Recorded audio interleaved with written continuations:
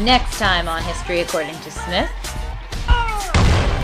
the Civil War. It has torn this country apart. But how did it start? Where did it come from? Tune in next time as Ms. Smith meets with guests, including Mr. Jim Jones of Lawrence, Nebraska.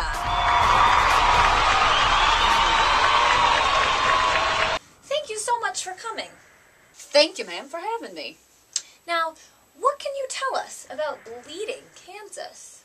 Well, you see, during the Kansas-Nebraska Act 1954, Congress decided to let us Kansans decide whether or not we wanted to have slaves on the basis of popular sovereignty.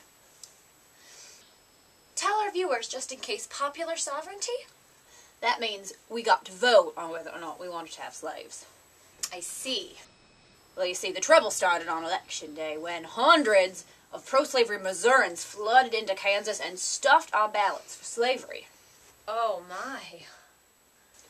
Things only got worse from there. You see, Henry Beecher saw to it that us Kansans were sent hundreds of rifles to help defend our anti-slavery cause, but those damn Beecher Bibles were more trouble than they were worth, I think.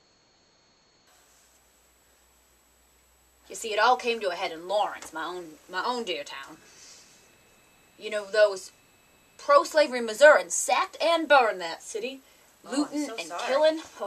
And Mr. John Brown didn't help none. He ended up murdering several Missourian settlers to take revenge.